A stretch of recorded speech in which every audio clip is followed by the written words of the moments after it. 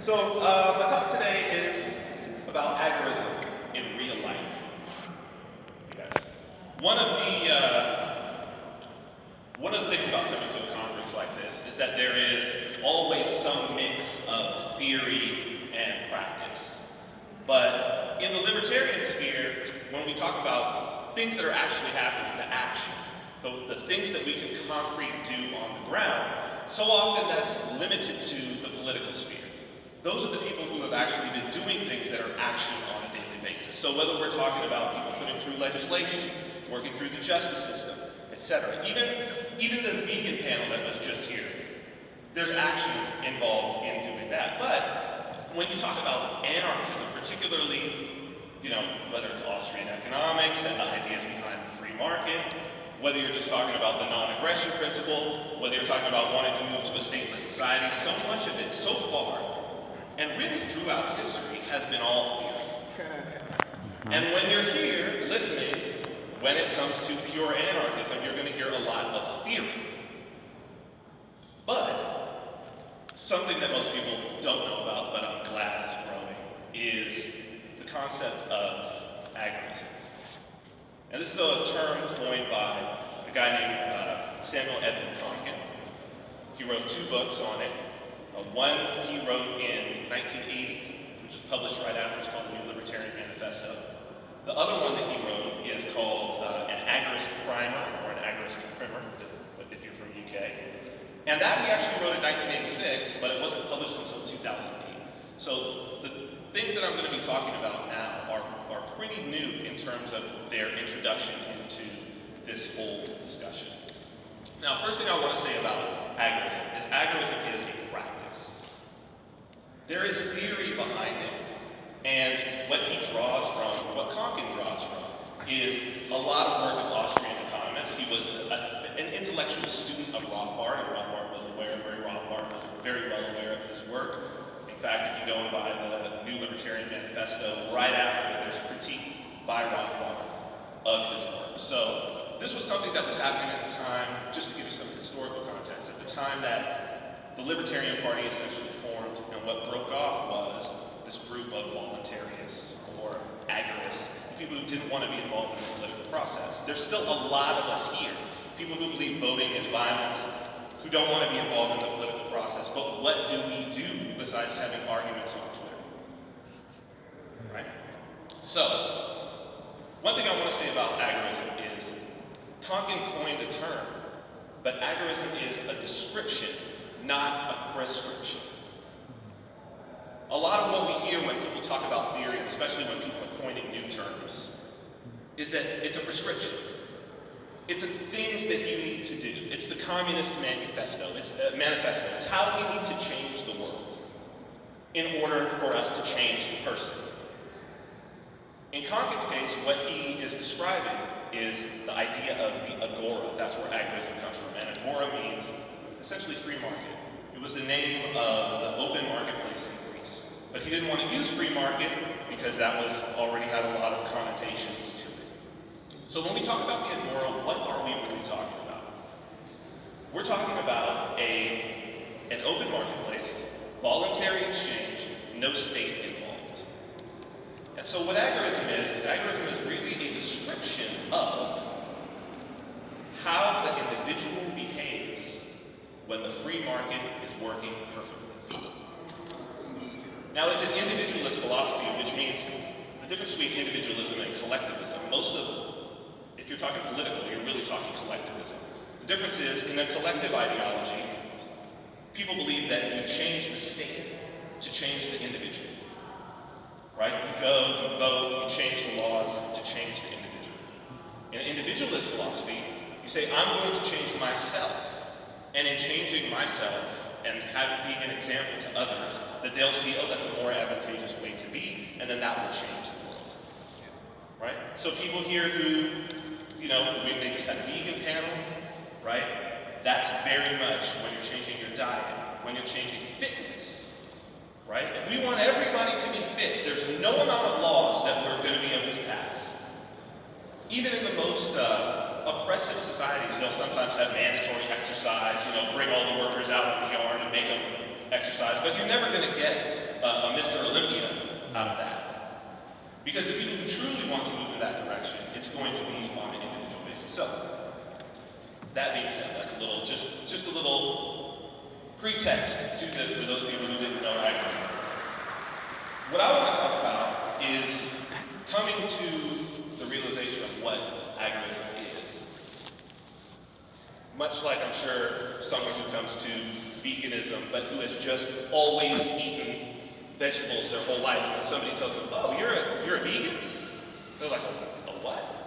That's a thing? Like I just thought I was not eating meat. Like I just never liked meat. I'm a vegan." That was how it was for me when I encountered agorism. And what I want to talk about is, as a practice, as a movement, since it's new, for those of us who don't want to participate in the political process, but if we want a stateless society, if we want to move into the agora, into the free market, I want to just share with you some lessons that I have learned as I've moved along. And I want to do that through, first, to start out with just a few, before I get started, I'm going to use some examples and some quotes that are from, I would say, martial arts, fighting. I'm not using them because of violence, but what I'm using them for is, these are people writing, and it's one of the few subjects that people have written about throughout history where the practice has come before the theory. So it's like they actually did the thing, the fighting, they had to figure out how to fight well, and then once they were a good fighter, then they could die.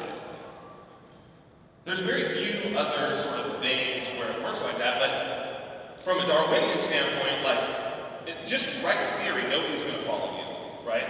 But on the things where you could actually win a war, then people want to know, or win a battle. So Sun Tzu, Art of War. Before I go into this, I just want to say this is one thing that is left out of the Art of War. He was already a great general, and he was writing for posterity, to describe to people how to fight battles, but this is often left out. Hence, the fight and conquer in all your battles is not supreme excellence. Supreme excellence consists in breaking the enemy's resistance without fighting in the art of war. So for a guy who's considered one of the greatest, if not the greatest generals in all of history, to him, the greatest thing to me as a general is a general that never has to fight. Something to remember, because that's big on agorism. It's to say, how do you fight the state in a way that is consistent with the non-aggression principle? One of the greatest voluntarist quotes, and I like to use it all the time, is that you cannot sow violent coercion and reap liberty. If you want a peaceful world, you can't be introducing violence into it. You can't change the world from being a violent place. You can't bomb your way to peace. This makes it very, very difficult for us.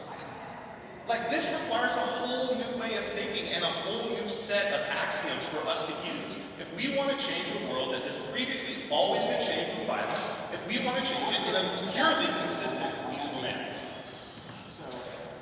So, how can we define agorism?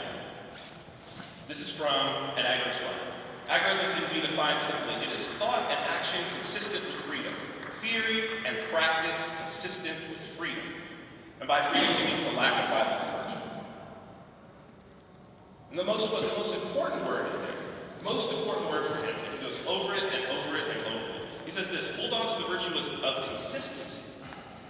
The refusal to compromise, the refusal to deceive oneself, to sell out, or to be realistic, created agorism. This is a direct response that he's making to the formation of the Libertarian Party. Taking political action, because they knew Austrian economics. These are guys who were following Rothbard, who understood that there are only two means of getting something from somebody else.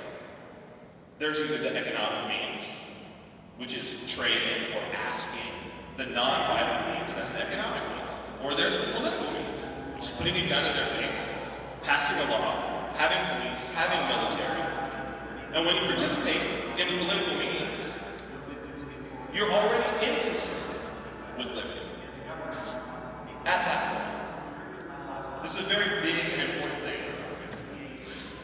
And he says this about libertarianism, which is reasons why he didn't want to use it. Libertarianism had to choose at one point between consistency with reality and being the politics of liberty. It chose the latter, and this is what he sees: the contradiction of seeking political power over others to eliminate political power over others. Think about that. Elect me president, and I'll eliminate the presidency. Right? A little bit of inconsistency. This is 1980. This is a man already calling this, seeing it as it started. So he's got a message that's carried through, and I'm glad that this guy. So what do we believe? If we want to be consistent, right? What do we believe? I don't know. Maybe we can do show of hands on these things. Who believes taxation is theft? Yes. Who believes arrest and imprisonment is kidnapping? Yes. How about war is mass murder? Yes. How about the state is an immoral institution? Yes. Okay. So, how do we be consistent? Look, we're all here. We all believe those things, right? That's the thought already. So if it's thought and action consistent with freedom, forget about the freedom. Let's just have action consistent with our own thoughts, huh? But being consistent is really, really, really difficult. Really hard. All of the things, think of all the things that we want. And we know how to get them. We know. We live in an information age where literally anything that you want, you can go on YouTube, look it up, there's somebody who's got it, and they will tell you how they got it. But every single thing that's worth having is difficult. And it's difficult because it's hard to remain consistent. I played beach volleyball. Once got a chance to train with Carson Fry. You don't know who he is if you don't follow beach volleyball. It's kind of the Michael Jordan of beach volleyball. Probably saw him on TV in the 90s. That movie Side Out. Yeah, there you go. This guy, he's got Olympic medals. Unbelievable, still even at this age, the way he moves on the sand. Here's the thing about practice. A lot of people say, practice, all I need to do is practice. No. Practice doesn't make perfect. That's what he said to me. Practice makes permanent. That was the first time I'd ever heard that. Perfect practice makes perfect. It's one of the reasons why consistency is hard. It's habit. We have bad habits. We start going to the bad habit. That's going to be good. So how do we prevent having bad habits as we move forward, trying to move forward in liberty? Another one, Miyamoto Musashi, Book of 5 Rings. This book is life-changing. Extraordinary individual, greatest swordsman in the history of Japan. Killed 60 men in a time when duels were the thing. So we got to go back to feudal Japan, right? This guy wasn't a samurai; he was a traveling sword fighter, essentially. Killed 60 men in duels, and these weren't just 60 men off the street. These were the 60 masters of various schools throughout all of Japan, self-taught. So you gotta imagine, two swords. Most of these fights lasted less than 5 seconds. One move, 60. You gotta have a perfect record, otherwise you won't get to write the book. And he did write the book. And he's got 10 rules, these are his first 2.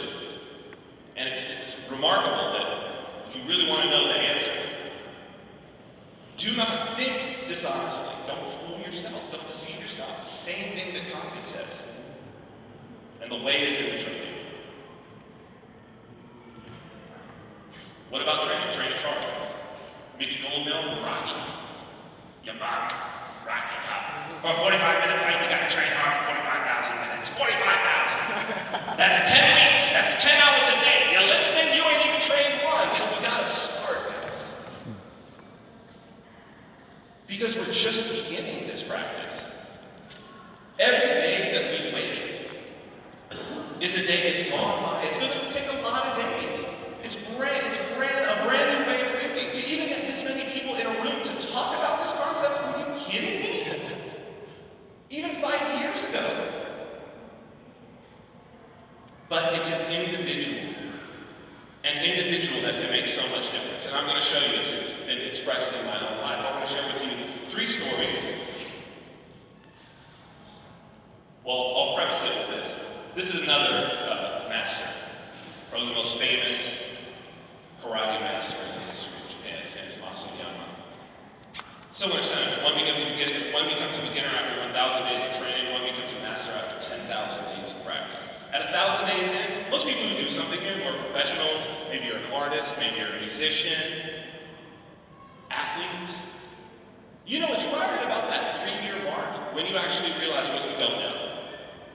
It's right about at that 3-year mark of doing something that you realize, oh, these are actually the things that I gotta work at if I want to be better. When you start out, you don't even know. So if you want to start out as an agorist, the thing is you have to begin. A little story about Masayama. This is a depiction of him fighting a bull. I'm not showing the real picture because I know some people will probably be squeamish about that, especially right after the vegan conference. He made his name fighting bulls barehanded in Japan. Killed 40 bulls with his hands, barehanded, and then he would chop off their horns with a knife strike with his hands. 10,000 days.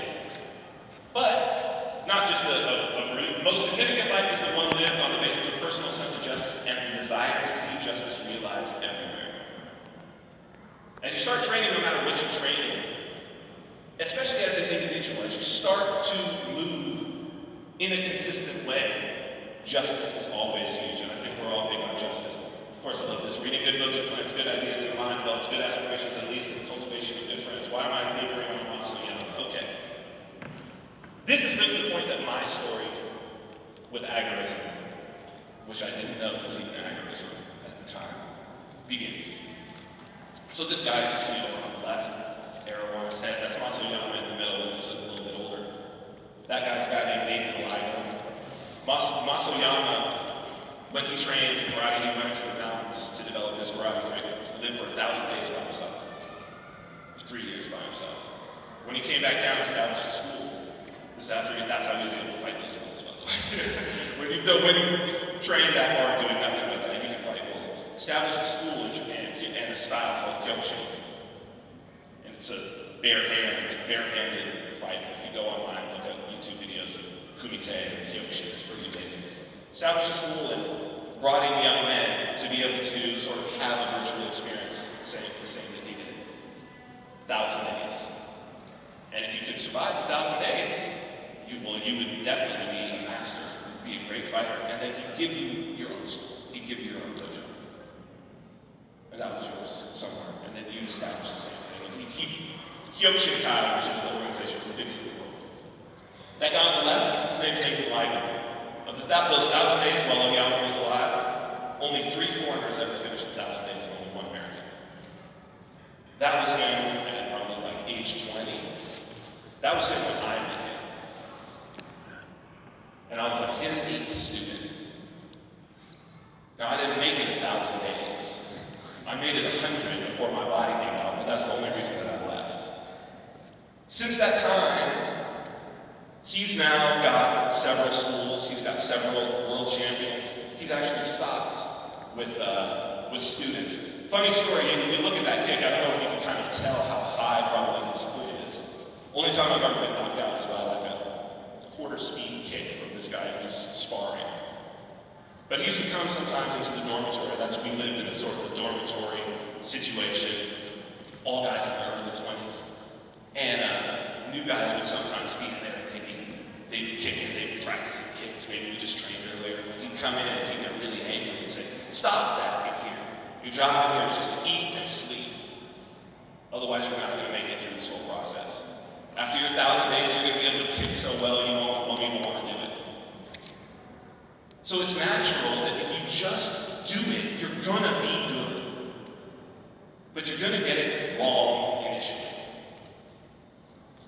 This whole practice of us being involved in sort of a non-political movement to bring along a stable society is brand new. We're going to get it wrong. There needs to be a ton of experimentation, but we need to actually do it. So, This is the word os that we would say in the dojo instead of yes. This is to remind you to say os. Japanese word, it means push or endure. That's what we have to find within ourselves. We have to have os, because it's going to be hard. We're going against the state, and it's a big state now. It's an established state. It's going to be hard. And it's probably some people here are feeling, okay, it's a little bit scary. That's exactly the reason why there's a Libertarian Party, guys. Because it's a lot easier to vote. It's not scary at all.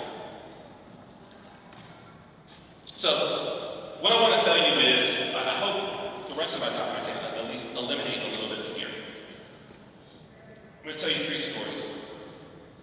So, in my practice, and the practice I've done in Agorism, I've learned a few things, and I want to share them here. So this is my theory.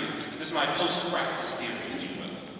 Right? One of the things that I realized about going against the state as an agorist is that there's really 3, I call them boundary markers of state power. I haven't really found a term for this that really encapsulates it, but this will work very well.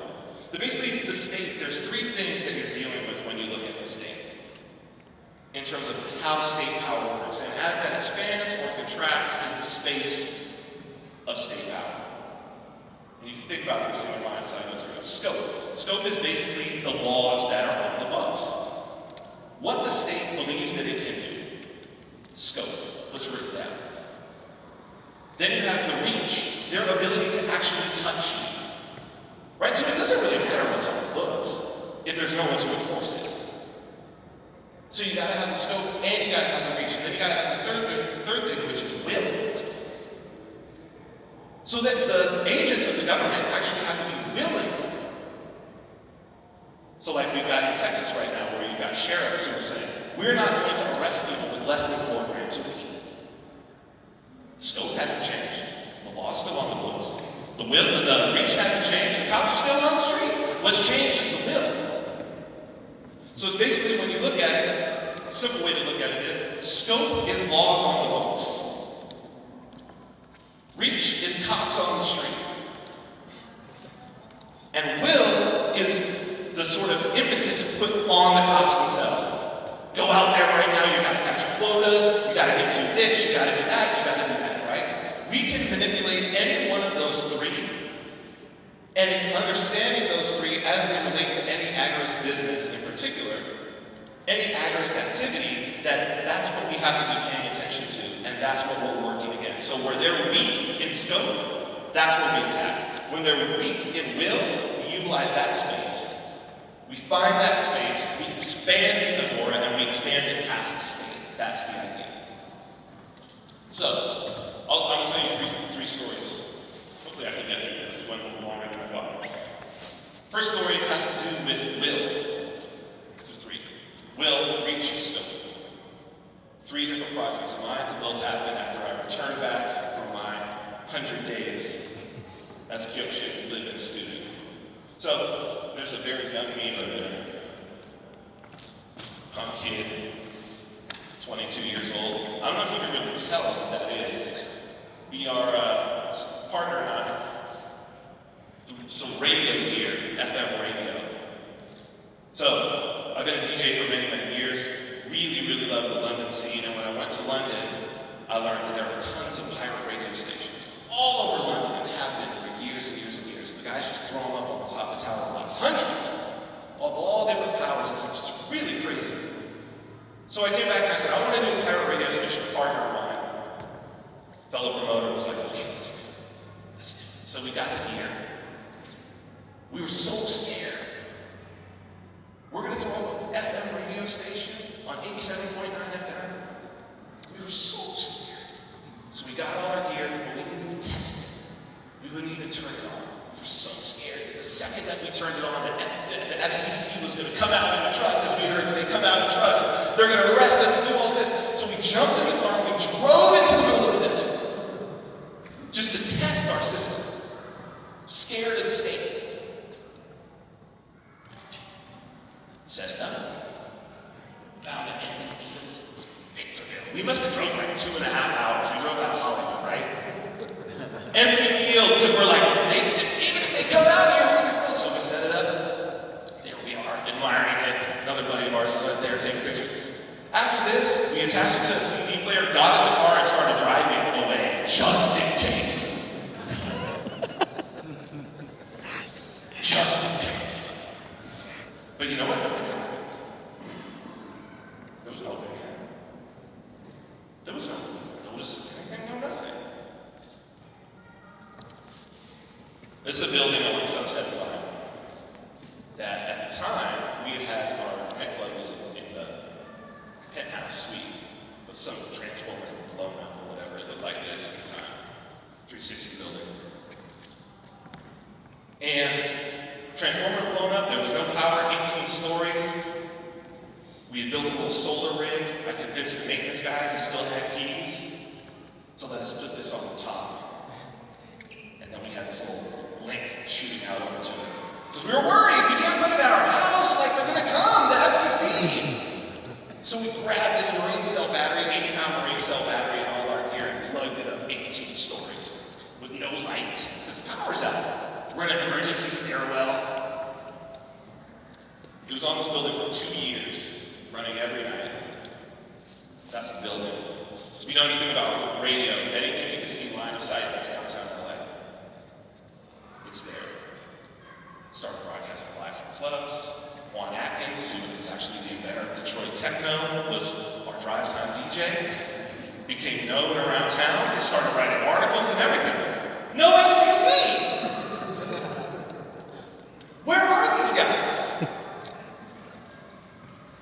Eventually we took it down. We wanted more reach, so we put it up on in an antenna farm up on top of the Hollywood Hills. That's all of LA on one side. That's all of LA on the other. Our link was way over there. FCC never came. We ran for 4 years. Ended up that one of the guys who worked for us stole the gear, and at that point everybody was just on to other things. Other businesses and whatnot. Never came. So that's will. There was no will. There were all the laws, they had the reach, they had the bands. We weren't going over onto anybody else's station. We only went at night, not bureaucratic office hours. There was no will for them to get in a car off hours and demand overtime and all of this. There's no will. FM radio station in Los Angeles, 87.9 FM, every night. So here are the lessons that I learned about will when you're talking about will. First, be willing to work 10 times harder than any bureaucrat. It's the first way to fight.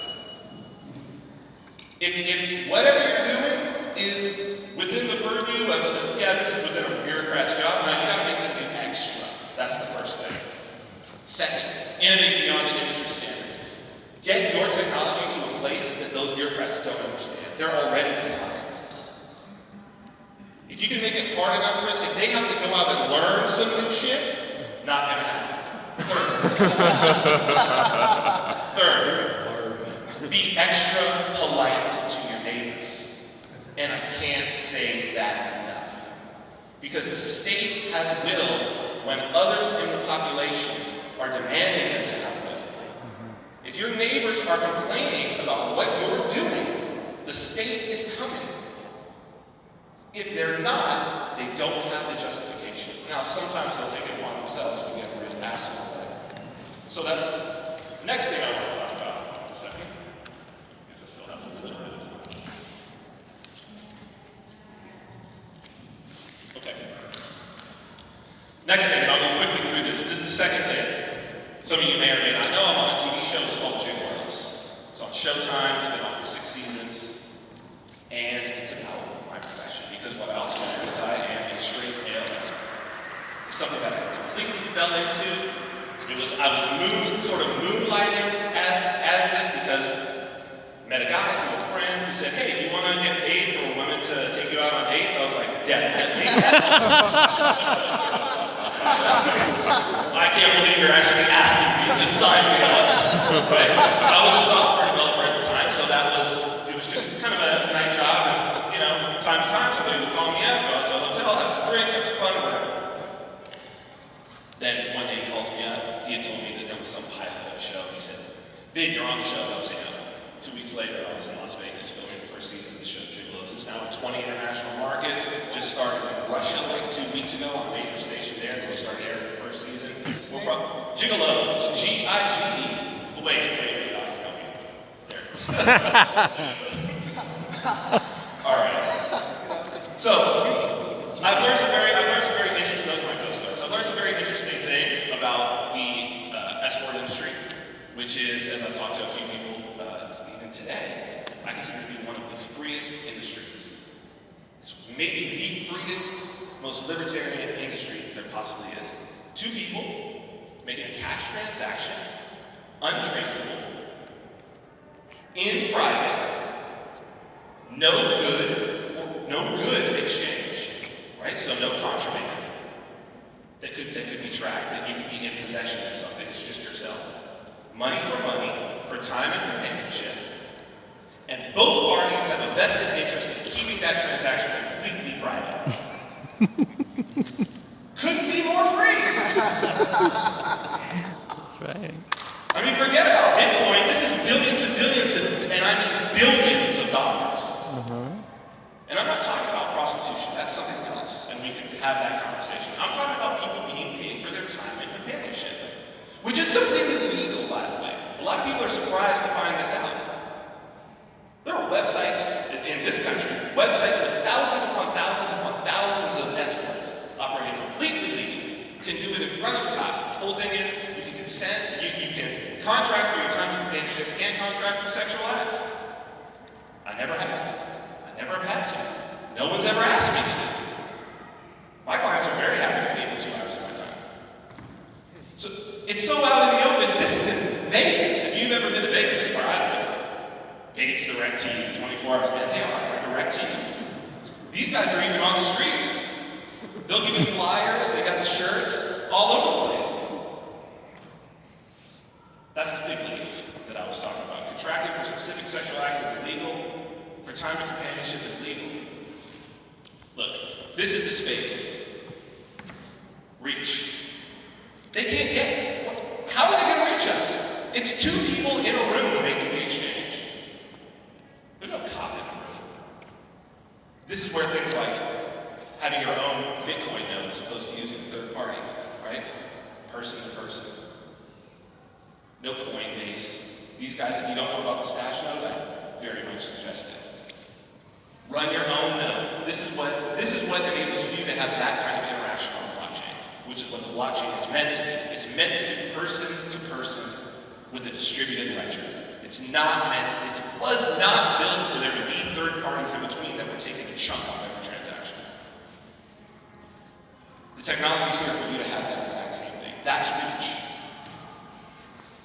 Same thing with legalizing weed. Sorry. Legalizing it increases the reach. You're increasing the reach of the government. We want decriminalization. It should be taken off the books. The government has no place to tax and regulate a plan. When you allow taxation, regulation, you allow reach because they've hired all new people to just deal with that. Code enforcement, whatnot. I'll power through this now. So here it is. Here are the lessons that I learned about dealing with reach. Just like with growing plants, the state is a pest. View it as such. They're running around. Do what you need to do as you would defend a pest in a garden. You don't even need to. Just make whatever you have, make it invisible to it. Make it invisible to it. Take the reach away. Remove the middleman. That's what we just talked about with the blockchain. Make it person to person as much as you can. And don't legalize it. Last thing, scope. This is the last project. This is recent. I'll go through this very quickly, because I know people are probably hungry for lunch. Thank you for sticking around. So, this is Las Vegas. You can see the stratosphere there. I decided 2 years ago that I wanted to take some of my TV money and that I wanted to start a little art gallery in the arts district of Las Vegas. I found an awesome building and started renovating the inside, put some murals on the outside that were kick-ass, and before I knew it, before the drywall was even up, there were all these kids knocking on my door like, "This would be a great place to have a party, man! can we have a party here? I'm like, well, we're not licensed for that, but I guess we could probably do private parties. Let me look at the law. So I looked at the law and I saw that there was an art gallery license to serve complimentary alcohol in Las Vegas. Now, in hindsight, I shouldn't have gotten that. That actually screwed me, and we'll talk about that. But I did go ahead and do that. And for a year, 2 or 3 nights a week, all the time, we had private events because, well, I couldn't charge for alcohol, well, I couldn't charge for admission. I could serve alcohol. I could let people come in for free. And, you know, if you want to invite some of your friends and you want to run the door and you want to, you know, compensate me for my equipment rental and my time being here and maybe a little compensation for my security, then, you know, I'm sure we could work something out. We could have a little deal. There's no noise ordinance in the Arts District of Las Vegas. This is knowing the law. No noise ordinance in the Arts District of Las Vegas. I had legal right to serve alcohol. Cops came all the time. Well, I just wanted to make sure it was you guys. I wanted to make sure it was business. Oh, can I see your permit? Yeah, here's your permit. Sure, I don't have a problem letting the police in. This is the building. That video's not going to play. This is what it looked like inside. So yeah, it got cracking. This was the inside, which is small. That's the outside. This is on Main Street in downtown Las Vegas. That's outside and it's bumping. You could hear it from about a mile away. But again, we were kind to our neighbors. They were at every single party of neighbors. Anybody that came by and said, oh, what are you guys doing? I live down the street. Come in, have a beer, enjoy yourself, sit down. Hey, this is my buddy. They loved us. Can I do anything for you guys? All can. You know, neighbor across the street, oh man, I need some work. Well, why don't you clean up after this party? I'll give you $50. Homeless guy comes by, oh man, I need some, can I wash your windows? Absolutely. This is a little bit about the permit. This is why it screwed me. Art gallery permit said I could serve complimentary beer and wine. Can't charge an admission fee. Can only serve alcohol 15 days a year. Alcohol can only be served for 4 hours per day, specific days and times. Talk to the city, put it in writing, blah, blah. To give your friends alcohol for free in an art gallery. Beer and wine. But had I not gotten a permit, and as just a business, well, I could have alcohol for a private company event and no new admission anyway. Long story short, case is still going through.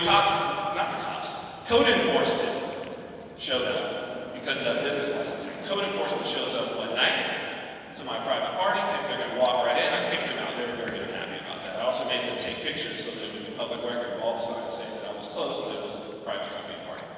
Not happy about that. At 2-3 more parties, the next week, I had months before put down that that was going to be the week that I was actually going to be using the license. They showed up like it was a damn drug raid. 10 cop cars, 20 officers, code enforcement. I still said I did not consent to you coming in to put me in handcuffs for obstructing an investigation. They later let me go. The case is still going through. It's going to be dropped, and I'm going to end up suing them. But the thing is, this is scope. This is where we fight them on scope, but you gotta know the law. You gotta know the law better than law enforcement knows it.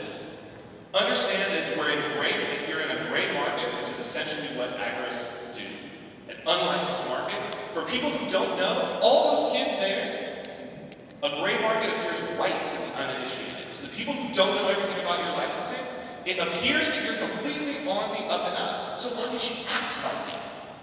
Have a real business, not some bullshit business. Open your business as an entrepreneur for real. The way that you would if you were licensed. Because we gotta operate as we would when the free market is really big. If we believe that the free market's gonna provide services that are just as good, then we've gotta really do it. It's a practice. And always stand up for your rights. So, I'll quickly go through this. I hope that was informative. Don't have time for questions, but I will happily talk to anybody about these experiences, my thoughts on agorism. There's obviously a lot more. Please, everybody, check out, this is countermarkets.com. This is a newsletter that myself and activists post. sort of came together to create. It's an Agorism newsletter. It's all about how to do business in this new way. We talk about Bitcoin, we talk about new technologies, we talk about all the things that I've been talking about. I believe we're doing the first month free on this thing. It's $15 a month, but I believe we're doing the first month free. The first issue comes out March 1st. So you guys are the first people that we really talked to about it. I think you'll like the first issue a lot. If this is something that you're interested in, you can hit me up at any time. So this is last thing. An agorist is one who lives agorism. This is Sam Conkey. Accept no counterfeits. There are agorists trying to live up to it. There are, of course, liars who claim to be anything. But as Yoda said succinctly, do or do not, there is no try. That's agorism. Those are the last words in Anarchapulco. So, you check me out, Vin Armani Show, vinarmani.com, then I do Activist Post, activistpost.com. That's every Monday at 10 a.m. Pacific time. Also, the guys at Activist Post were kind enough to, and I think there's probably enough for everybody, I don't know if we have the right sizes, but to send over shirts that I have back here that are for you guys for taking your time and letting me go a little past that. So these are all for you guys. Thank you very much.